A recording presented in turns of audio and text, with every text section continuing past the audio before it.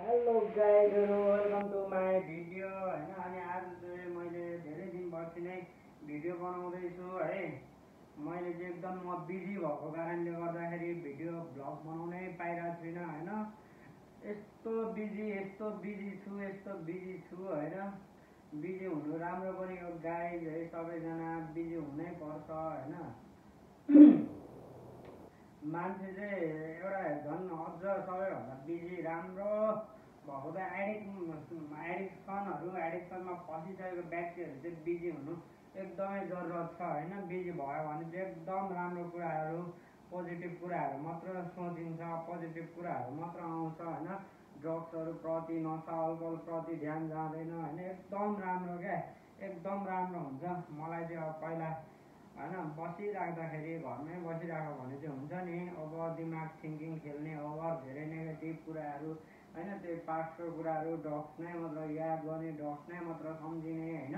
त्यो कुराहरूले गर्दाखेरि क्या आजको दिनमा त कमसेकम बिजी भएको कारणले गर्दाखेरि ड्रग्सको कुराहरू त सोचाइमा आएको छैन। खान्छु म भनेर सोचेको छुइनँ, एउटा राम्रो गर्छु केही गर्छु भनेर सोचहरू आउँछ नि त, आउने रहेछ है गाइज। मैले पनि आजको दिनमा चाहिँ होइन जब बिजी भइरहेको छु नि, मान्छे बिजी चाहिँ हुनुपर्ने रहेछ क्या मेन कुरा होइन। म आज यस्तो बिजी छु, आजकल यस्तो बिजी छु, बिजी भएको कारणले गर्दाखेरि पनि होइन त्यति होइन फोन खेलाइन्छ, खेलाए तापनि होइन र पनि कोही साथीभाइ सङ्गतमा घुमिँदैन, आफ्नो काममा हिँडिन्छ, आफ्नो दैनिकी कामहरू राम्रोसँगले गर्न सकेको छ है होइन। अनि अर्को कुरा क्या ड्रग्स खाँदाखेरि कस्तो कस्तो सङ्घर्षहरू भोगेको छु है लाइफमा है। ड्रग्स बिना बाँच्नै सकिँदैन भनेर एउटा हिँडिराखेको एडिक्सनमा फसेर एउटा एडिक्टको जिन्दगी कस्तो हुन्छ त त्यो एडिक्सन सफरिङ टाइममा होइन। त्यो लाइफबाट चाहिँ कटेर आजको दिनमा होइन यस्तो राम्रो भएर यस्तो राम्रो जिन्दगी जिइराखेको छु नि, खुसी लाग्छ क्या, एकदम भित्रैदेखि आनन्द लाग्छ क्या। किनकि ड्रग्स खानु परेको छैन। आज बाँच्नको लागि आज एक दिन बाँच्छु, भोलि त देखा जाएगा भनेर ड्रग्स खाइन्छ नि सफरिङ टाइममा, जुन ड्रग्स हानिन्छ नि आफ्नो शरीरले माग्छ नि, त्यो कुराहरू गर्नु परेको छैन क्या। आजको दिनमा ड्रग्स बिना पनि बाँचिरहेको छु, वाउ भन्ने एउटा जिन्दगी हुन्छ नि, छुट्टै प्रकारको फिलिङ्सहरू आउँदो रहेछ क्या मान्छेमा होइन। आजको दिन कमसेकम म क्लिन छु, भोलिको दिन पनि क्लिन हुन चाहन्छु। यही कुराहरू दिमागमा खेल्छ, मनमा एकदम राम्रो कुराहरू चाहिँ खेल्ने रहेछ, खेलि पनि रहेछ। बिजी भएको कारणले गर्दाखेरि त्यो सङ्गत, त्यो साथीभाइ सर्कल होइन, त्यो ड्रग्स एउटा त्यो ड्रग्स लिनै पर्ने बाध्यता थियो, आफ्नो शरीरलाई खानै पर्ने एउटा बाध्यता थियो। त्यो कुराहरू चाहिँ आजको दिनमा युज गर्नु परेको छैन। ड्रग्स बिना पनि राम्रो जिन्दगी जिइराखेको छु, राम्रोसँगले रियलाइज हुन्छ। गल्ती हुनु नै, गल्ती मान्नु नै ठुलो कुरा हो क्या लाइफमा है। जब सफरिङ टाइममा थिएँ नि कतिचोटि म पनि बारम्बार सुसाइड गर्न थिङ्किङहरू आएको, बारम्बार मैले पनि सुसाइड एटेम्प गर्न खोजेको हो होइन है। यही कुराहरू क्या मैले चाहिँ मेरो भोगेको कुराहरू, मेरो कथा, मेरो जिन्दगीमा मैले लाइफ स्वयं मैले भएको कुराहरू चाहिँ म सेयरिङ गरिरहेको छु है। ड्रग्स व्यक्तिको जिन्दगी कस्तो हुन्छ भने नि साथीभाइसँग सबैले छोडिदिइसकेको, घर फ्यामिली आफ्नो आफन्त इष्टमित्र सबैले छोडिदिइसकेको हुन्छ, आफ्नै आमा बाउ फ्यामिलीभित्रमा पनि होइन। मरै नै हुन्थ्यो। मैले धेरैजना मान्छेको मुखबाट सुनेको छु, आफ्नै बाउ आमाको मुखबाट सुनेको छु होइन। मान्छेहरूको क्या खुद क्या मैले उसको छोराछोरीले दुःख दिएको कारणले गर्दाखेरि ओहो वर्ष दिन रुन्थे, 2 वर्ष रुन्थे, महिना दिन रुन्थे, हप्ता दिन रुन्थे, बिर्सेर जान्थे। यो त नबाँचिदिए हुन्थ्यो नि, बरु मरिदियोस्, लन्डै साफ हुन्छ मेरो लाइफबाट भन्ने कुराहरू मैले सुनेको छु क्या। कमसेकम मलाई त मेरो परिवार, मेरो आफन्त होइन सबैले मलाई चाहिँ त्यति साह्रो त भनेको छैन नि त। आजको दिनमा मैले पनि धेरै दुःख दिएँ होला होइन, दिएको छु र पनि आजको दिनमा म स्टिल जीवित छु क्या। हुन त मैले धेरैचोटि सुसाइड गर्न खोजेको मान्छे हो। मैले यत्रो लाखौँ ड्रग्स बेचेर एक दिनमा लाखौँको ड्रग्स बेचेर हिँड्ने खाने मान्छे पनि आजको दिनमा होइन जीवित छु। खानु परेको छैन क्या, ड्रग्स युज गर्नु परेको छैन क्या। जिन्दगी चाहिँ के रहेछ भनेर आजको दिनमा मैले जब क्लिन छु नि, आजको दिनमा पैसा के रहेछ, लाइफ के रहेछ होइन सही बाटो सही वेमा हिँडाउने मान्छेलाई नै भगवान मान्नुपर्छ क्या है। लाइफ के रहेछ, जिन्दगी के रहेछ भनेर आजको दिनमा दुःख पाएँ मैले पनि लाइफमा होइन ड्रग्स त्यही कारणले गर्दाखेरि होइन पुलिस चौकी नपुगेको ठाउँ हुन्नथ्यो, झगडा नपरेको ठाउँ हुन्नथ्यो है। लाइफमा मैले धेरैचोटि मरेर जिउँदो लास भएर पनि सफरिङ टाइममा माल खाँदै हिँड्दाखेरि मरेको मान्छे जीवित छु सास छ तर मरेको लास जत्तिकै भएर बाँच्नु परिरहेको थियो नि त्यो दिनहरू। आज म सम्झिन्छु क्या त्यो विगतलाई झल्झली म याद गर्छु क्या।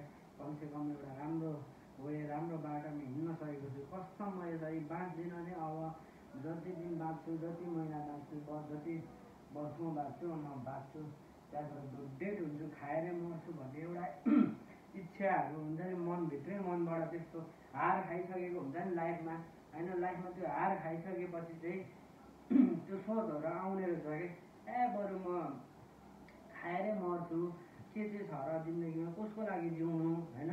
अब सबैले त वास्ता गर्दैन, नो केयरै गर्दैन क्या, कसैलाई बाल मतलब छैन क्या। आफ्नै फ्यामिलीभित्र कति नै दुःख दिइसकेको कारणले गर्दाखेरि बाल मतलब दिँदैन नि त।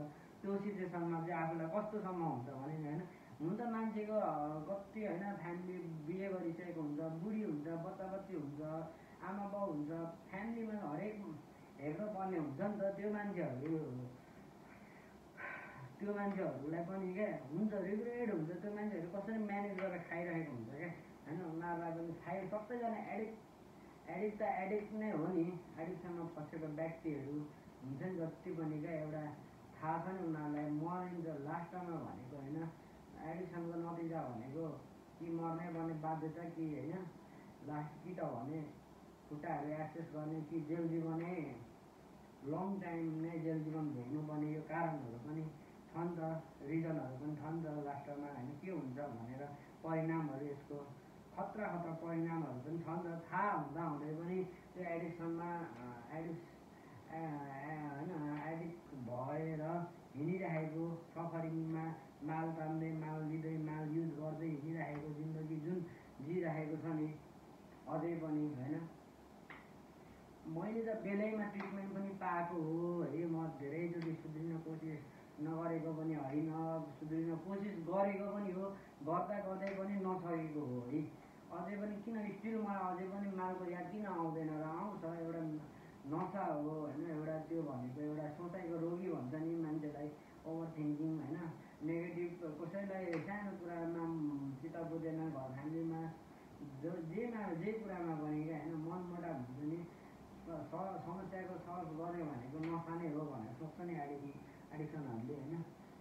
त्यो होइन है, हानिदिइहाल्ने मलाई फ्यामिलीले बुझेन म ल्याएर एक सट पानिदिइहाल्छु ठुलो, त्यो होइन है। लाइफ धेरै लामो छ है, जिउनु धेरै बाँकी नै रहेछ अझै पनि। यति गाह्रो छ होइन, यति धेरै गाह्रो छ क्या, यति धेरै गाह्रो छ जिन्दगी जिउनु। जिन्दगी के हो भनेर बेलैमा बुझ्नुपर्ने एउटा जरुरत छ है।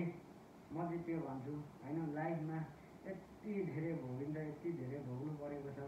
म कस्तोसम्म सिचुएसनमा पुगेको छु भने म चौकीमा पुगेर पनि सुसाइड गर्ने थिङ्किङहरू पनि नआएको होइन क्या।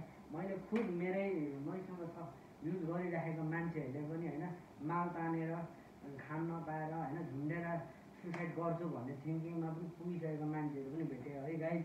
ल यति भन्दै आजलाई यति नै म भिडियो टुङ्गाइदिन्छु। अर्को भिडियोमा हामी फेरि भिडियोमा भेट्नेछौँ। आजलाई यति नै है।